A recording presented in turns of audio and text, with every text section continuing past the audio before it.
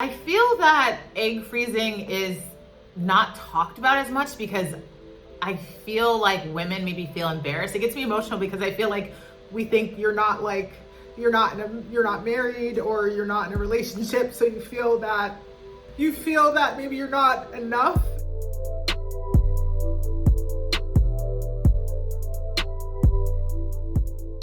Horrible. The bloating, the discomfort, the constipation.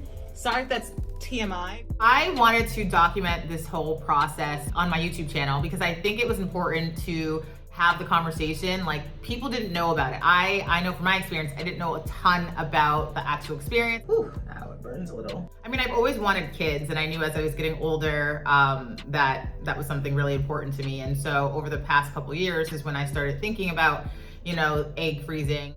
When it comes to fertility, a woman's optimal reproductive age range will be from the late teens to the late 20s. However, that may not be the optimal time for her to get pregnant. And as a result, she'll have egg freezing. Because when a woman freezes her eggs, those eggs don't age. So hypothetically speaking, a woman who freezes her eggs today, then decides to get pregnant in 10 or 15 years, will go back to the clinic and get those eggs, and they will be as young and healthy as they were on the day she froze them. January of 2020, I found out some of the benefits that we had provided by my former company, and this was one of them. It kind of just gauged my interest a little bit more in that front, just from a financial standpoint, because I knew that egg freezing wasn't cheap and that it was gonna require, an investment.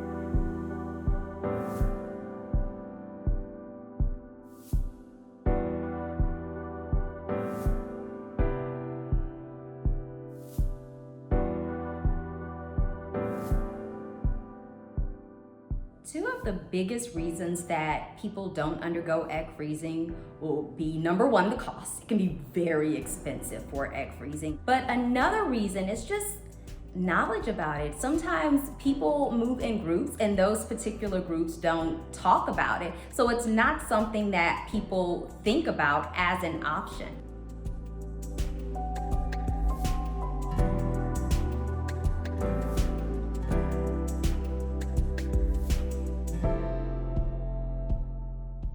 I was super anxious and nervous because one, I don't really like needles. I don't like blood work. I don't like any of that stuff. And I knew that the process would be me inflicting pain on myself with needles. And so that was a lot of apprehension and nerves there.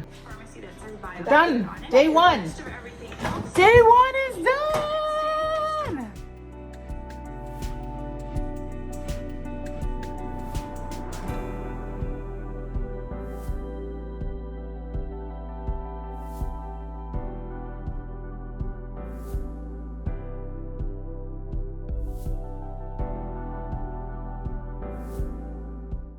Last shot. I'm supposed to basically ensure that the trigger shots that I took last night triggered me enough to make me pregnant. I'm really pregnant in the traditional sense, just for this process.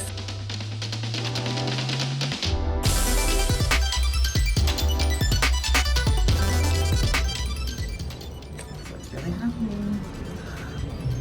And I'm just waiting to get my anesthesia now. A day or two later is when I was in so much pain.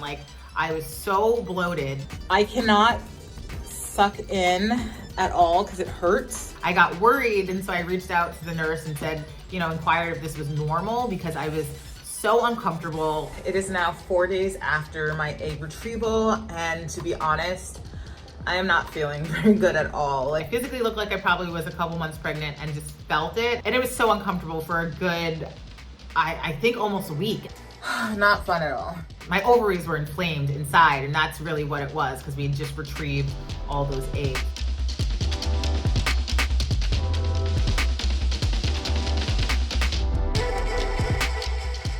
The night of the retrieval is when I got my alert from the doctor in the portal. And so you go into the portal, it says you have a message, and literally that's where it's written out how many eggs were retrieved. It says, "Dear Courtney, we retrieved 14 eggs from your ovaries. We assessed them for maturity and 13 were mature.